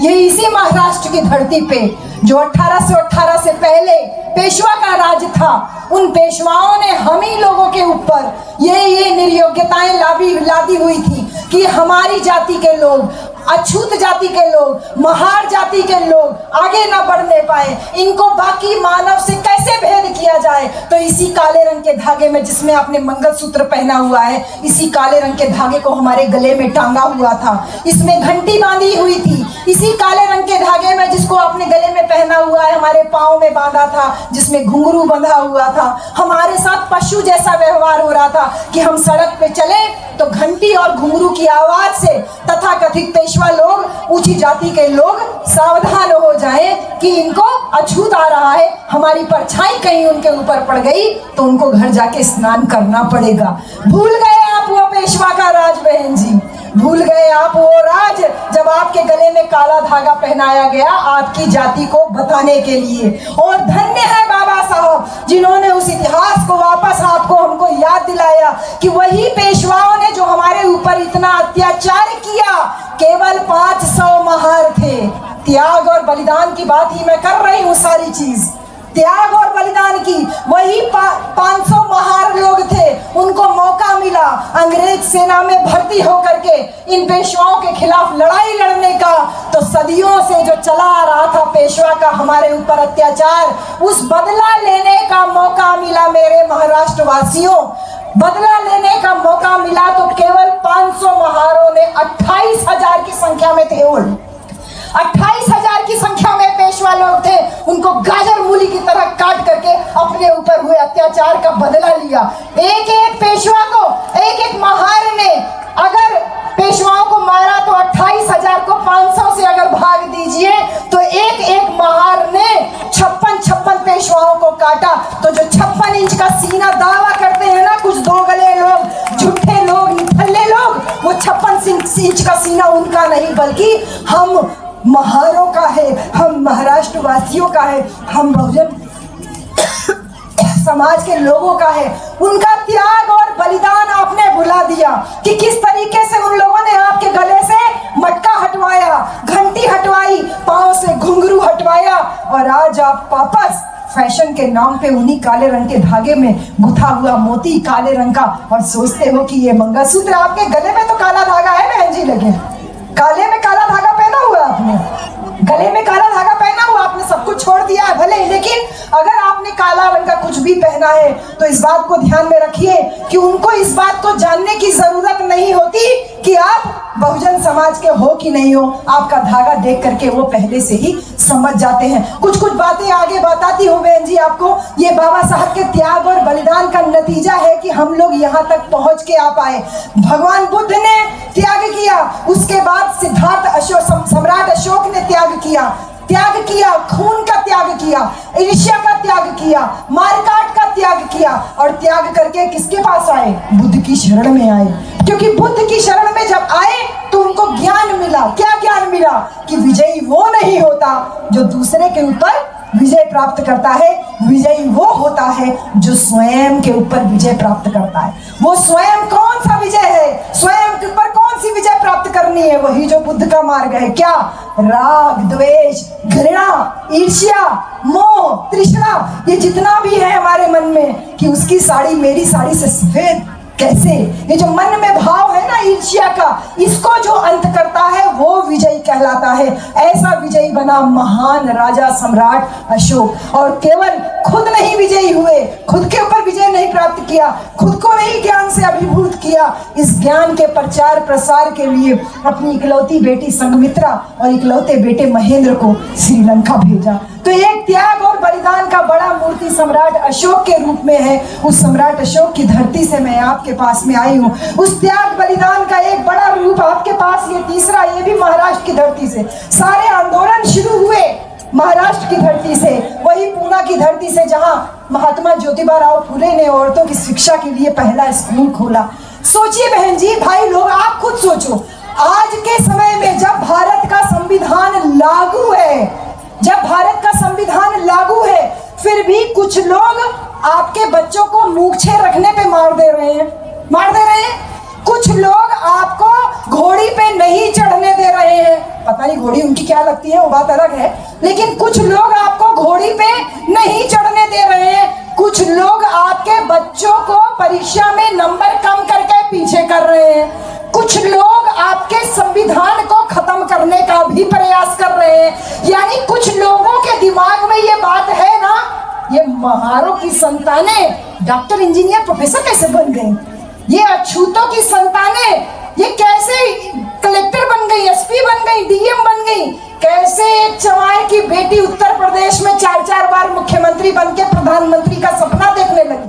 कैसे एक भैंस चराने वाले का लड़का उत्तर प्रदेश में मुख्यमंत्री बन गया, बिहार प्रदेश में मुख्यमंत्री बन गया? यानी कुछ लोग ऐसे हैं ना जो नहीं चाहते हैं कि बराबरी कायम हो। वो लोग केवल एक समय काल में नहीं बल्कि हर समय काल में रहे, हमेशा आपकी टांग खींचने के लिए, चाहे वो बुद्ध का समय हो, चाहे सम्राट अशोक का समय हो, और फिर चाहे महात्मा ज्योतिबा फुले का समय हो। क्या परेशानी है बताइए बहन भैया, आप सोचो क्या परेशानी है? आपको कुर्सी पे बैठा देख किसी लोगों के पेट में क्यों दर्द हो रहा है? आपके बच्चे को डीएम अफसर कलेक्टर बनता देख किसी को क्यों परेशानी हो रही है?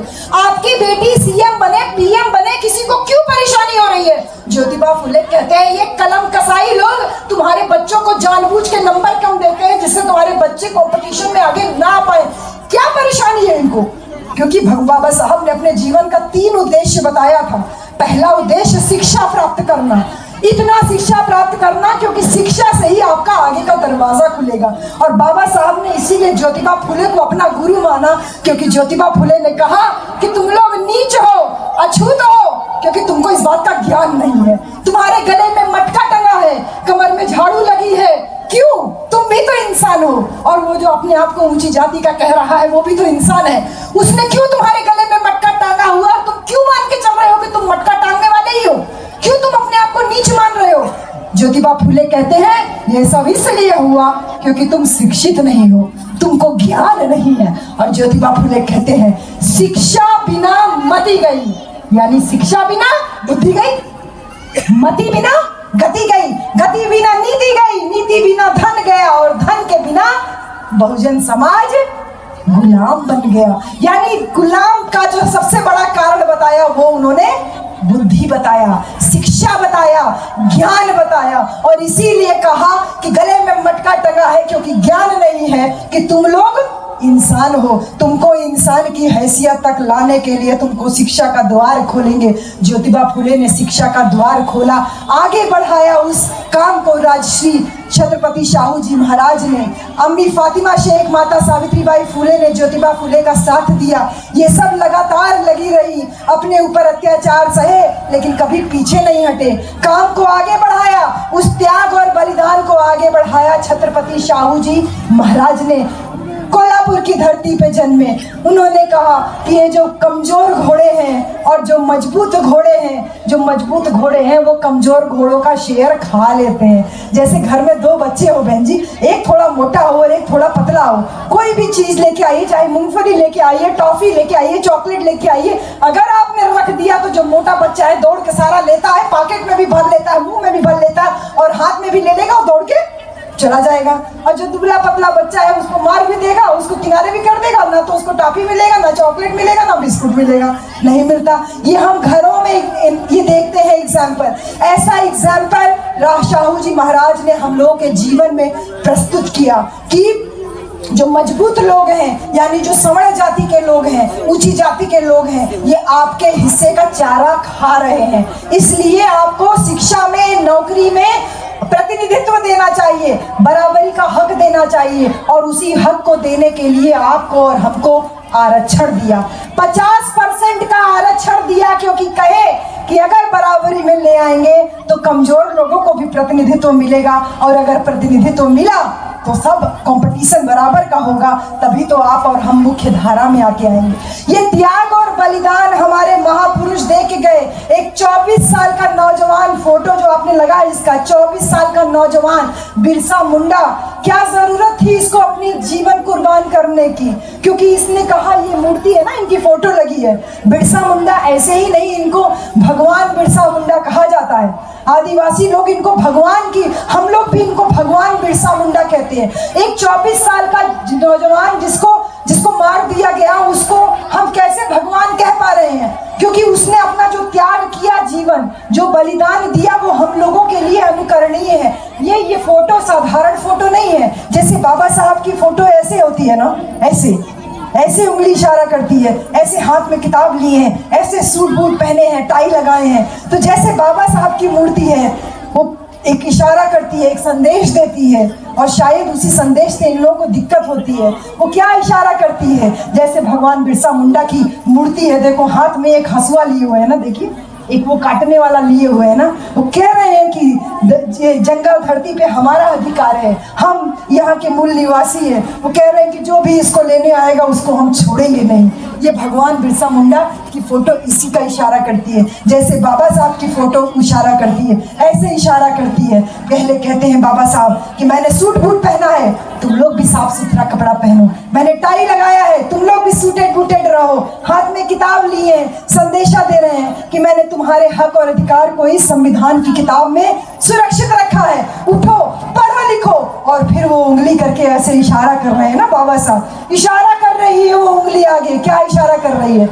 कि तुम्हारे दुखों की मुक्ति का रास्ता संसद से होके जाता है। उठो, मैंने तुमको जो हक अधिकार दिया है, उस हक अधिकार में वोट का अधिकार दिया है, उठो, उठ करके उस वोट के अधिकार से संसद के ऊपर कब्जा करो। वो उंगली तो इशारा कर रही है संसद की तरफ, लेकिन हम लोगों को लगता है वो उंगली मनुवादियों के पिछवाड़े उंगली कर रही है, तभी वो इतना परेशान रहते हैं कि कभी बाबा साहब का उंगली तोड़ देंगे, कभी चश्मा तोड़ देंगे, कभी हाथ तोड़ देंगे। करते हैं ना। सोचिए कितना मजबूत है वो व्यक्ति और कितना भय है उसके नाम का, कि बाबा साहब हमारे जीते जी भी उनको डराते थे और मरने के बाद में भी उनको डराते। तो वो भूत प्रेत से नहीं डरता है मनुवादी तुमको भूत प्रेत से डराता है, लेकिन खुद किससे डरता है?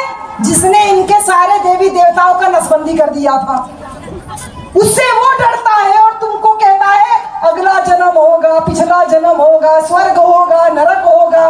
तुमको भगवान का, भूत का, पिशाच का, प्रेत का, आदमी के जीवन का, सबका भय दिखाता है, और खुद भयभीत होकर के बाबा साहब डॉक्टर अम्बेडकर का उंगली तोड़ता है, चश्मा तोड़ता है। तो सोचो कितना मजबूत हमारे बाबा साहब है, और कितना भय आज तक बाबा साहब का है, कि वो जो 22 प्रतिज्ञाएं दी थी ना, इसी महाराष्ट्र की धरती पे दिए थे ना, यहीं से नागपुर ज्यादा दूर नहीं है ना, वही नागपुर की धरती पे दिए थे ना। 22 प्रतिज्ञाओं का भय हमको दिखाई दिया उस संख्या के द्वारा, जो जनवरी में 22 तारीख को हुआ। वो भय आज तक दिख रहा है कि उनकी प्रतिज्ञाओं का काट नहीं मिला इनको, इसलिए उन्होंने उस तारीख का चुनाव किया कि कभी किसी दिन आकर के 22 प्रतिज्ञाओं का काट हम खोज लेंगे, लेकिन वो खोज कभी पाएंगे नहीं, क्योंकि ये बहुजन समाज है। जैसे भगवान बुद्ध ने कहा कि मेरा कोई उत्तराधिकारी नहीं है, धम्म ही मेरा उत्तराधिकारी है। ये देखिए हमारे बीच में हमारी छोटी बहन ही है, लेकिन ये भंते हैं ना, भिक्खुनी है, हम बहुत सम्मान करते हैं, इसीलिए मैं नहीं बोला इनको भंते हैं। आप हमारे लिए बहुत सम्मानित हैं। एक नौजवान लड़की भंते बन जा रही है, बुद्ध का प्रताप देखिए। बुद्ध के समय में भिक्खुनी कितनी सारी लड़कियां भिक्खुनी बनी। महाप्रजापति गौतमी जो उनकी अपनी माँ थी वो भी भिक्षुणी बनी। आज आपके सामने बुद्ध का प्रताप यहाँ देखने को मिल रहा है कि एक बच्ची बुद्ध की शरण में है, भिक्षुणी बनी है, ये बुद्ध का संदेश लेकर के आई है। बुद्ध का वही संदेश कि बिना त्याग और बलिदान के, ये भी तो चाहती ना तो हमारी तरह सूट बूट पहन सकती थी, ये भी तो चाहती ना खूब सुंदर गहना पहन सकती थी, चाहती तो बढ़िया से जैसे आप लोग खूब सारा गले में झाला वाला पहने हुए पहन के रह सकती थी, लेकिन त्याग किया, बलिदान किया कि मैं एक नजीर हूं तुम्हारे सामने, कि बिना त्याग किए तुमको कुछ हासिल होने वाला नहीं है। बुद्ध का संदेश चल के आया आगे बाबा साहब तक, और बाबा साहब ने संविधान लिख के संदेश दिया। बुद्ध ने कहा कि कोई मेरा उत्तराधिकारी नहीं है, ये सब धम्म ही मेरा उत्तराधिकारी है। धीरे धीरे करके धम्म को जितना सीखोगे, जानोगे, वही उत्तराधिकार के रूप में आपको सामने आएगा। यही बाबा साहब ने किया। बाबा साहब ने अपने बच्चों के नाम पे कोई वसीयत नहीं लिखी, कोई वसीयत नहीं लिखी। चाहते तो जितना कमाए थे अपने जीवन में अपने बच्चों को दे के जाते ना, लेकिन अपना जितना कमाया था वो अपने बच्चों को गंवा के खत्म कर दिया। जितना कमाया था वो सब हमारे नाम कर दिया, कुछ भी अपने लिए नहीं रखा। ये बहुजन समाज का सौभाग्य है कि समय समय पर हमारे जीवन में, हमारी धरती पे समय समय पर महापुरुष जन्म लेते गए। एक महापुरुष आपको यहाँ सामने दिखाई दे रहा है, एक महापुरुष आपको बाबा साहब के रूप में दिखाई दिया। बाबा साहब ने आपको हमको 22 प्रतिज्ञा दिया। बाबा साहब ने आपको हमको वोट का अधिकार दिया। बोला आज मैं तुमको वोट का अधिकार दे रहा हूँ, आज मैं तुमको राजनीति में बराबरी का हैसियत दे रहा हूँ। लेकिन जब वोट का अधिकार दिए तो साथ ही में बाबा साहब चेतावनी भी दे रहे हैं कि आज हम अंतर विरोध में प्रवेश कर रहे हैं, जहां राजनीति में तो हमारी बराबरी होगी, एका होगा, वन वोट वन वैल्यू होगा, लेकिन सामाजिक और आर्थिक रूप में हम अभी भी गैर बराबरी रहेगी। सामाजिक बोले तो ये जब तक जातिवाद है, जाति की कल्पना है, तब तक गैर बराबरी रहेगी।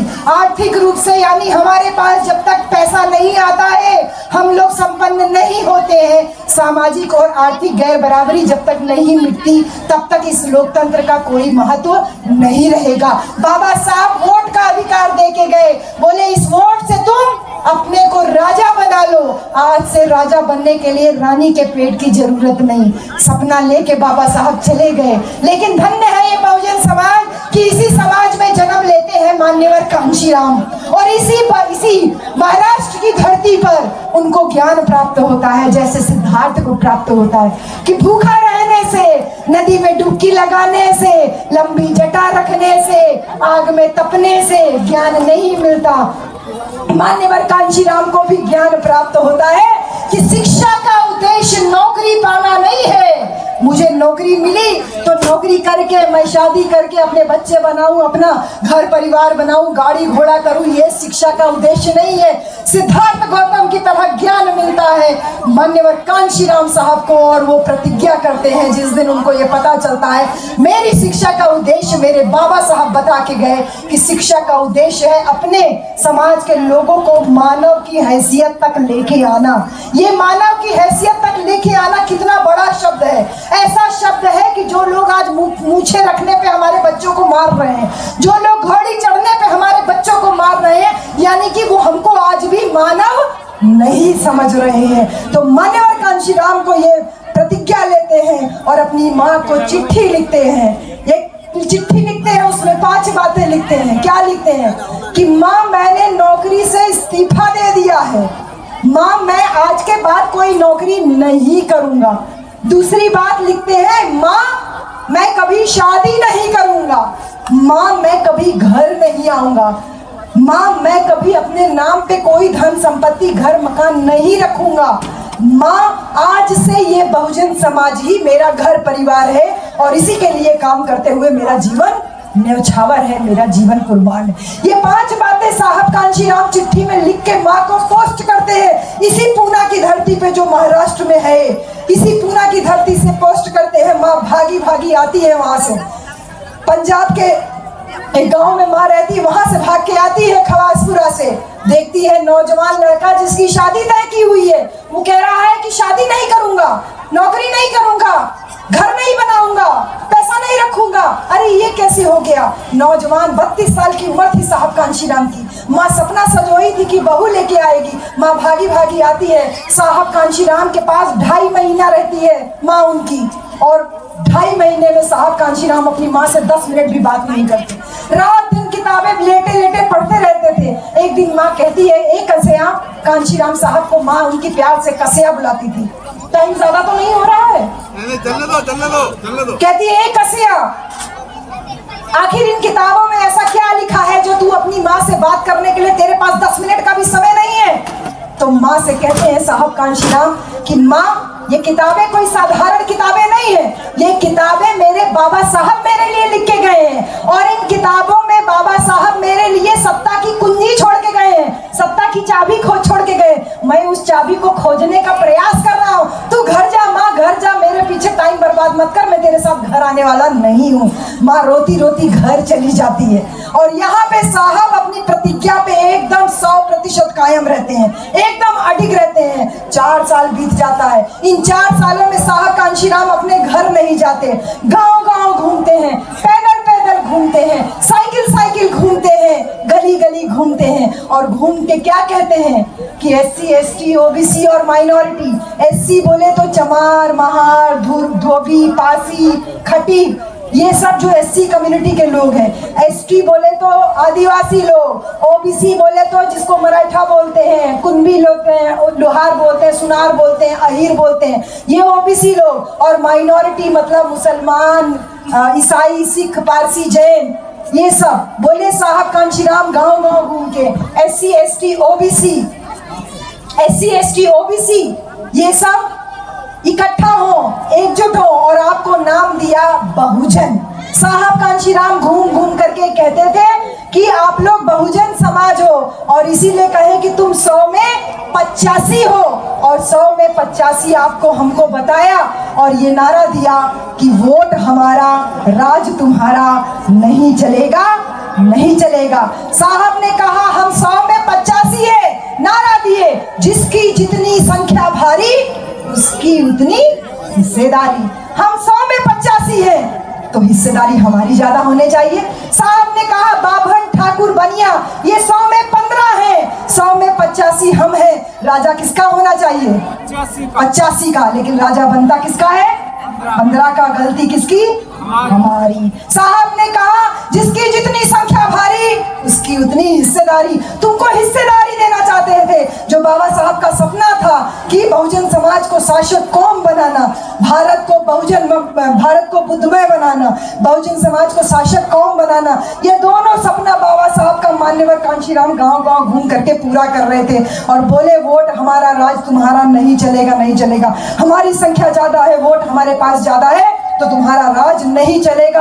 और इस संभावना को यही महाराष्ट्र के लोगों ने कहा, हो सकत नहीं, हो सकत नहीं, हो सकत नहीं। तो साहब जब यहाँ पे आए उत्तर प्रदेश में पहली बार सरकार बना के, तो इसी महाराष्ट्र की धरती पे साहब ने कहा था कि तुम लोगों ने मुझसे कहा था हो शकत नहीं, हो शकत नहीं को मैंने हो शकत है में बदल दिया कि वोट हमारा तो राजा भी हमारा, यही चलेगा, यही चलेगा। अपना राजा बनाया अपने वोट से, उत्तर प्रदेश में 4 बार हमको मुख्यमंत्री बनाया, और साहब इस बात को लेकर के जब आगे बढ़े, बोले कि हमारा टारगेट PM का कुर्सी है, PM का कुर्सी हमारा टारगेट है, हमको राष्ट्रपति नहीं बनना है, हमको इस तरीके से काम करना है, अपने वोट को, अपने समाज को एकजुट रख करके। उसी एकजुट रखने को साहब कांशीराम घूम घूम करके प्रचार कर रहे थे। और फिर लखनऊ का लक्ष्मण मेला ग्राउंड में 2003 की घटना में आपको बताऊं, साहब ने इस बात को कहा था, किसी माई के लाल में दम नहीं है, जो इस कांशी राम को 6 महीने के अंदर पीएम बन के दिखाएगा। किसी माई के लाल में दम नहीं है जो कांशी राम को पीएम बनने से रोक दे। साहब कांशी राम भाषण देते देते मंच पे गिर पड़ते हैं, उनको लकवा मार जाता है, पैरालिसिस हो जाता है। उसके बाद साहब कांशी राम कभी भी खड़े नहीं हो पाते। साहब कांशी राम पूरा जीवन संघर्ष करते हैं, पैदल पैदल घूमते हैं, साइकिल साइकिल घूमते हैं, जाने कितनी रातें भूखे प्यासे बिताई हैं। आप में से बहुत सारे लोग ऐसे होंगे जो साहब कांशी राम के साइकिल चलाए होंगे, उस दौर में साथ में रहे होंगे। उन संघर्षों की बात मैं आज नहीं कर पा रही हूँ क्योंकि समय भी थोड़ा ज्यादा हो रहा है, लेकिन इस बात को जानिए कि साहब का जो वो संघर्ष है वो दिमाग में रहना चाहिए कि कई बार ऐसा होता था, खाने के लिए नहीं होता था, पहनने के लिए कपड़े नहीं होते थे, फटा रहता था, जूता नहीं होता था, चप्पल टूटी रहती थी, लेकिन फिर भी जो त्याग और बलिदान और जो संघर्ष का बिगुल बजाया साहब ने, उसको हकीकत रूप में साकार करने का समय जो था वो आपके ऊपर छोड़ के गए कि मेरा बहुजन समाज इतना जागृत रहेगा कि वो 6 महीने के अंदर मुझे पीएम बनने से नहीं रोक पाएगा। मुझे बहुत लोग कहते हैं कि बहन जी आपका टारगेट राजनीति करना है क्या, आप राजनीति में आओगी क्या? हम अपनी बात कर रही हूँ। तो मैं अब मैं जब से साहब कांशी राम को जाना, पढ़ा और समझा है, तो मैं ये कहती हूँ कि हाँ मुझे राजनीति में आना है, लेकिन राजनीति में आकर के मुझे केवल विधायक और सांसद नहीं बनना है, मुझे नेता तैयार करने हैं। मुझे साहब कांशी राम का वो मिशन मूवमेंट वापस तैयार करना है, वापस खड़ा करना है। और इसीलिए हम दोनों पति पत्नी ने जिस दिन साहब कांशी राम को पढ़ा, उनकी एकमात्र पुस्तक चमचा युग है, उस पुस्तक को आप लोग जरूर पढ़िएगा। उस पुस्तक को जिस दिन हम दोनों पति पत्नी ने पढ़ा, हमारा दिमाग खुल गया। हम लोगों ने तय किया कि हम दोनों ने शादी तो जरूर कर ली। साहब ने कहा ना मैं शादी नहीं करूंगा, घर नहीं बनाऊंगा, लेकिन हमने शादी जरूर कर ली। लेकिन हमने तय किया कि हम अपना कोई परिवार नहीं बनाएंगे। 13 साल हो गए बहन जी हमारी शादी को, हमारे पास कोई परिवार नहीं है। हमने ये तय किया कि हम अपने घर नहीं जाएंगे, हम अपने घर भी नहीं जाते। हमने तय किया ये बहुजन समाज ही हमारा घर है, हम आपको अपना घर माने हुए। हमने ये भी तय किया कि हम अपने नाम पे कोई धन संपत्ति, घर मकान, दुकान कुछ भी नहीं रखेंगे, और हम अपनी प्रतिज्ञा पे कायम हैं बहन जी। और इसीलिए जब राजनीति की बात हम करते हैं तो हमारा टारगेट राजनीति करना है, लेकिन राजनीति करने का मतलब हमारा विधायक सांसद नहीं बनना है, बल्कि हमें विधायक सांसद बनाना है, क्योंकि हमें साहब का पीएम वाला सपना पूरा करना है। और उस पूरा करने में हम अपना जीवन त्याग करने के लिए पूरी तरीके से तैयार हैं, क्योंकि महापुरुषों के त्याग और संघर्ष का नतीजा है कि हम यहाँ पर आज सम्मानित जीवन जी रहे हैं। इस गोंदिया की धरती पे आपका सम्मान इसीलिए जीवित है क्योंकि कांशी राम साहब आपके लिए त्याग करके गए थे, आपको एक बड़ा वोट बैंक बना के गए थे। उनको भी पता है कि आपके वोट की कितनी कीमत है, आपको बता के गए, और इसीलिए हर चुनाव से पहले वो आते हैं, आपका पैर छूते हैं और कहते हैं गजबिये जी आपका पांव छू रहे हैं, तू मेरा बड़ा भाई है, वोट मुझे ही देना। उनको आपके वोट की कीमत पता है, लेकिन आपको आपके वोट की कीमत नहीं पता है। छोटी छोटी चीजों में कि मुझे एक छोटा सा पद मिल जाए, मुझे कहीं मेंबर बना दिया जाए, इस छोटे छोटे अपने लालच की वजह से हम अपने वोट का सौदा करने के लिए तैयार रहते हैं। और उसी का नतीजा है कि आज हम शासन सत्ता से इतने दूर हो चुके हैं, लेकिन हमने भी प्रतिज्ञा की है कि हम साहब के उस मिशन को खत्म नहीं होने देंगे, साहब के उस त्याग को, उस बलिदान को खत्म नहीं होने देंगे। हम अपनी पूरी छुट्टियां गांव में लोगों के बीच में ही बिताते हैं, जो हम छुट्टियों में नहीं कर पाते। जब हम बीएचयू में रहते हैं तो हम छोटे छोटे वीडियोस बनाते हैं, उन वीडियोस में साहब कांशी राम के जीवन की छोटी छोटी घटनाओं को बता करके लोगों के बीच में मैसेज देते हैं कि आपको उस संघर्ष को जारी रखना है, क्योंकि ये पीढ़ियों का संघर्ष है ना, ये संघर्ष पीढ़ियों का है, ये एक दो पीढ़ी का संघर्ष नहीं है, पीढ़ियों का संघर्ष है। और अगर आज आपने संघर्ष करना सीखा, शुरू किया, आप संघर्ष जारी रखे, तो आपकी अगली पीढ़ी उस संघर्ष को जारी रख पाएगी, उस संघर्ष को आगे लेके जा पाएगी। जहां पे शुरू किया था उसी बात पे खत्म करूंगी कि जैसे ये बुद्ध विहार बना है ना, इसकी छड़ें ऊपर निकली हुई है, छोटी छोटी छड़ें ऊपर निकली हुई है ना, कि वो इंतजार कर रही है कि मेरी दूसरी मंजिल बनेगी, मेरी दूसरी मंजिल बनेगी, वो छड़ें निकली हुई है।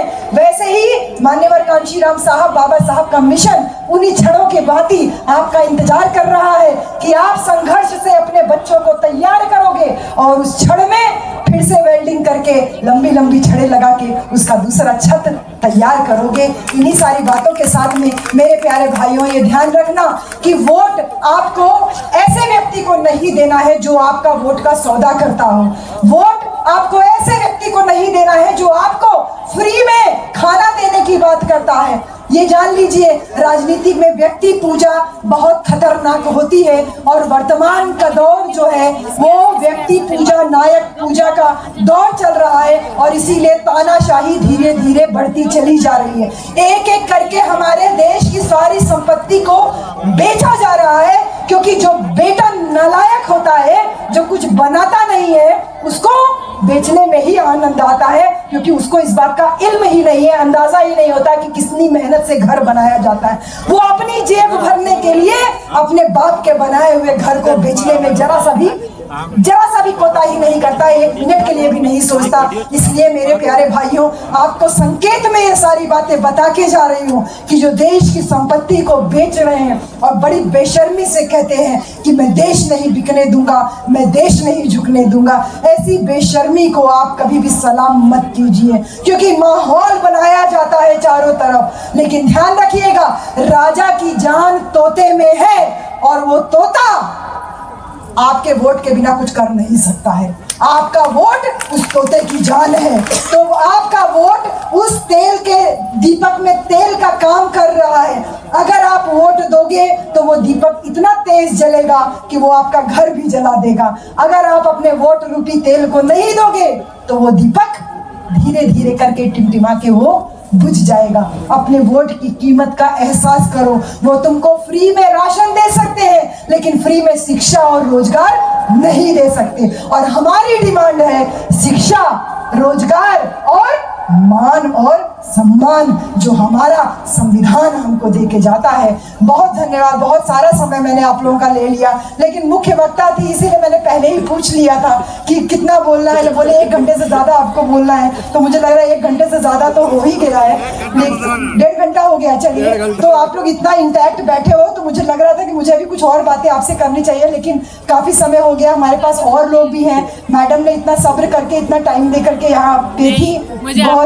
बहुत बहुत शुक्रिया आपको। और इस बात को ध्यान रखिएगा कि जिस तरीके से बाबा साहब की 22 प्रतिज्ञाओं का भय हमको दिखाई दे रहा है ना, उसका काट वही है जो मान्यवर कांशीराम ने कहा कि राजा, जिसका राजा होता है, धर्म उसी का फैलता है। सम्राट अशोक का शासनकाल था तो बुद्ध धर्म का प्रचार प्रसार हुआ ना। उसके बाद जब मुगल आए तो उनके धर्म का प्रचार हुआ, जब अंग्रेज आए तो उनके धर्म का प्रचार हुआ। इसी प्रकार जो वर्तमान सरकार है वो अपने धर्म का प्रचार कर रही है। लेकिन आपको अपनी विचारधारा, अपनी 22 प्रतिज्ञाएं, अपने बाबा साहब, अपने तथागत गौतम बुद्ध जिनकी कीर्ति पूरे विश्व में चल रही है, उनको हमेशा दिमाग में रखना है। तो ये जो बड़ा बड़ा लॉकेट टांगे हुए हैं ना बहन जी, ये लॉकेट उतरना चाहिए। ठीक है, बिंदी लगाइए ना लगाइए वो आपका विषय है, लेकिन किसी भी प्रकार का काले रंग का धागा या कुछ ऐसा सिंदूर लगाना, ये उनका सिंबल है। ठीक है, ये उनका। और पैर में धागा बांधते हैं, हाँ बहुत बोलते हैं पैर में धागा, नजर लग जाएगी। जिस समाज में पैदा हुए, जितने काले काले हम लोग पैदा हुए ना, हमको किसी की नजर नहीं लगने वाली बहन जी, ये जान लो। हमारे ऊपर बाबा साहब का हाथ है, मान्यवर साहब का हाथ है, हमारे ऊपर जो है भगवान बुद्ध का हाथ है। और इस बात को कबीर दास की याद रखना, कहे कि जो तू ब्राह्मण ब्राह्मणी का जाया, अरे आन बाट काहे नहीं आया। अगर तू ब्राह्मण है, ब्राह्मणी ने तुझे पैदा किया है, तो तू दूसरे रास्ते क्यों नहीं पैदा हुआ? जिस रास्ते सब लोग पैदा होते हैं, उसी रास्ते क्यों तू पैदा हुआ? इन्हीं सारी बातों के साथ में ज्योतिबा फुले को ध्यान में रखिए, महापुरुषों को ध्यान में रखिए, भिक्षु संघ को ध्यान में रखिए। बुद्ध विहार पे आइए तो जमीन पे बैठने की आदत डालिए। कुर्सी तो हमारे पास हमेशा रहेगी, अपने वोट के दम से हम कुर्सी लेंगे, लेकिन सीएम और पीएम की कुर्सी लेंगे, उसके नीचे हम अपना मिशन मूवमेंट की समझौता नहीं करेंगे। चमचागिरी छोड़ दो, शासक बनने पे जोड़ दो। मान्यवर साहब ने कहा था, असली संघर्ष वो होता है जो सत्ता की कुर्सी को हिला देता है, और सत्ता की कुर्सी को हिलाने का दम केवल हमारे बहुजन समाज में है। अपने वोट को इंटैक्ट रखिए, वोट की ताकत का एहसास करिए। उनको एहसास है, आपको एहसास करने की जरूरत है। बहुत बहुत धन्यवाद, क्योंकि इतना जोश आ जाता है मन में, इतना दूर से आती हूँ तो लगता है कि जितना हम शेयर कर सके, इसी वाणी के दम से ही तो वो हमको उल्लू बनाया चला जा रहा है ना, बोल बोल करके भाइयों और बहनों। तो इसी वाणी के दम से तो हमको परिवर्तन लेकर के आना है ना। तो इसलिए इस जनता से अपील है कि आप अगली बार अपने बच्चों को लेके आइए, अपनी अगली जनरेशन को इसमें जोड़िए, नहीं तो वो दूसरे धर्म का झंडा ले लेकर के घूमने लगेंगे, फिर आपके हाथ में कुछ नहीं रह जाएगा। तो बहुत बहुत धन्यवाद दादा आपका भी, इतने ध्यान से आप मुझे सपोर्ट कर रहे थे। देखने में भले गंदे संदे लग रहे हैं, लेकिन ये जान लीजिए कि जो बाबा साहब का जज्बा आपके दिमाग में है, दिल में है, वो सैल्यूट करने वाला है। इतने ध्यान से 2 बातें बोलूंगा। अच्छा 2 बातें बोलेंगे भी, चलिए ठीक है। तो बहुत धन्यवाद हमारे तरुण जी को, स्पेशल धन्यवाद, क्योंकि तरुण जी की वजह से मैं आज आप लोगों के बीच में हूँ।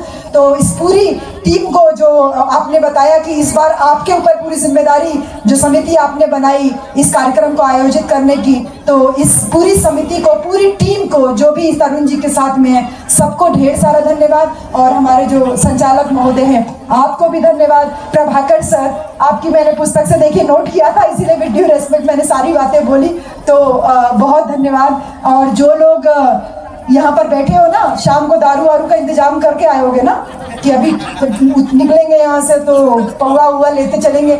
जितना दारू वाला पैसा जेब में रखे होगे वो सारा पैसा यहाँ दे के जाना, चाहे 10 ही रुपया दे के जाना, लेकिन यहाँ दे करके जाना। एक भी आदमी यहाँ बिना दारू वाला पैसा दिए जाएगा नहीं, और जो दारू नहीं पीता है तो पूरा पैसा दे के जाएगा। ठीक, दारू वाला दे के जाएगा, बिना दारू वाला जितना दे सकता है उतना दे के जाएगा। शुरुआत मैं कर रही हूँ, क्योंकि कोई भी कार्यक्रम आयोजित होता है बिना धन के, बिना पैसे के कोई भी कार्यक्रम हो नहीं सकता है।